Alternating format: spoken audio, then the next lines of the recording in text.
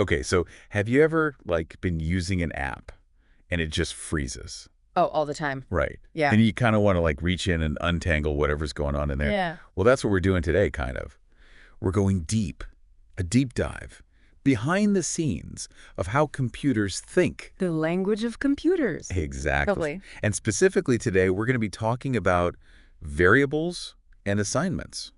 Which sound very, They sound a little intimidating. a little intimidating. Yeah, Right. but we're going to break it down. Like, what are they? Why do we care? Well, a variable, just think of it like a container. Okay. Like you have containers in your house, right? Right. Tupperware. Or you've got little boxes you put stuff in. So like a digital container instead of a physical container. Yeah, exactly. Got it. And instead of holding, your leftover pasta, Right. it's going to hold information inside of a computer program. Okay, so what kind of information are we talking? All sorts. Numbers, text. It can get even more complicated than that. But for example, you sent over this 2.15.pdf. Yeah. And if you look at that image there, it's describing area square and side square. Okay, I see it, yeah. So those are variables, right? Got it, like labels on the containers. Exactly. Okay. So instead of saying what's in it, those labels tell the computer what kind of data can be stored in it. Okay. And in this case, they both say float, Float. which just means they're going to hold numbers that have decimals, Okay. like 3.14. So not just whole numbers. Right, Yeah. exactly. Interesting. Okay, so that's what a variable is, and we've labeled it. What about the assignment part? So assignment is the actual action of putting information into that container. Okay. So it's like saying variable area square, you now hold the number 25.5. Okay, so the assignment is putting it in there. Exactly. Got it. And that same PDF you sent over actually has a really good code snippet that shows that. It says area square, get next input. Okay. So that's an assignment, right? Yeah. Saying take whatever the user just typed in Okay. and put that in the container labeled area square. So the user's typing something in, that's input. Input, exactly. And then the computer spits something out, that's output, right? That's output, yep. Okay. So think of it like a vending machine, right? Okay, yeah. You put in your money, Your selection. that's your input, and then You get your snack. you get your snack. That's the output. I like that analogy. There you go. Okay. So we put in our information and we get something out. Kind of like the example you sent over, the square root example in code. Right, the 2.15.21. That's the one. This is like the perfect recipe to see how this all works. Okay, because I'll be honest, looking at lines of code kind of makes my eyes glaze over. Totally get it. But if we break it down, maybe it'll click. Okay, so let's take that example, right? We've got this variable area square all set up, and the user comes along, types in a number, let's say 25. Okay. That input, that 25, goes right into that variable. Like into the container. Exactly. Now the next line's where the magic happens. It says square root area square. All right, so that's like, That's the computer doing its thing. okay, so it knows to take that 25, find the square root, which is 5, You got it. and then puts that 5 into a new container labeled square. Exactly. That's how it works. Okay. Input, calculate, output. We get our answer. Okay, that makes it way less scary. So that's a pretty simple example though, right? Yeah, it's a good starting point.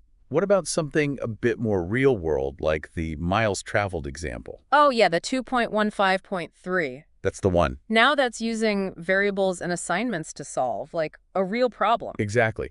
It's like instead of just one calculation, there are a few things happening. Right, and that's often how coding works. It's about breaking down big tasks into smaller steps. So first things first in that example, what are our variables? Well, just from their names, can you guess? We've got miles traveled, Hours to fly. hours to drive. It's like they're labeled for us. Yeah, pretty straightforward, even for me. Exactly. That's good code. It makes sense. Okay, so we've got those labels, those containers, Mm-hmm.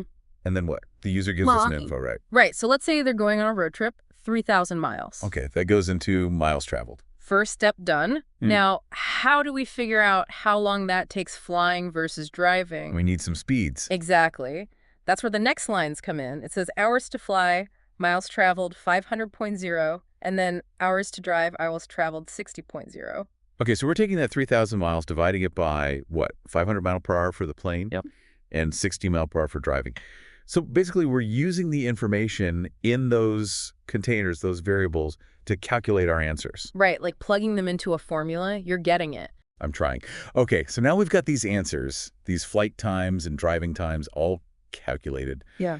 But, like, the computer hasn't actually shown them to us yet, right? Right. They're still, like, hidden inside the code. So what happens next? How do we actually see those results? Well, the program would take those calculated values, those hours, and display them as output, something like flight time, 6 hours, driving time, 50 hours. Okay, so it's like finally spitting out our answer. Exactly. Got it. Like, I'm really starting to see this stuff everywhere now. It's kind of cool. It's like a secret code you're cracking. Yeah.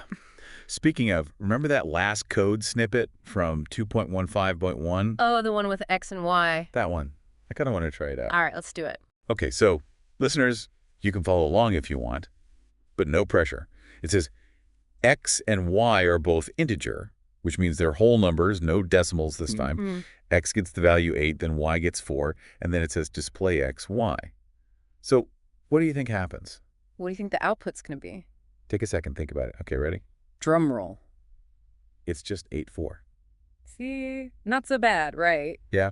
But even in something that simple, there's that idea of like order matters. Right. The computer does things in a specific sequence. Absolutely. It's like you can't bake a cake without, like, mixing the ingredients first, right? Right. It all builds on itself. So cool. So we've got these variables, our containers, then assignments telling the computer what to put in them, and then this whole idea that it all happens in a specific order, like a recipe. And when you understand that, you can start to see how any program, even the really complicated ones, are just built on these basic ideas. It's like we've learned a little bit of how computers think. Exactly. So cool. Well, that's variables and assignments. Our deep dive for today. I hope this helped demystify things a little bit, because it definitely did for me. Me too. And who knows, maybe one of you listening will build the next big app, right? Or just, like, ace a coding interview. There you go.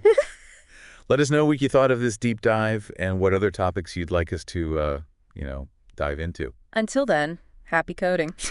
See ya.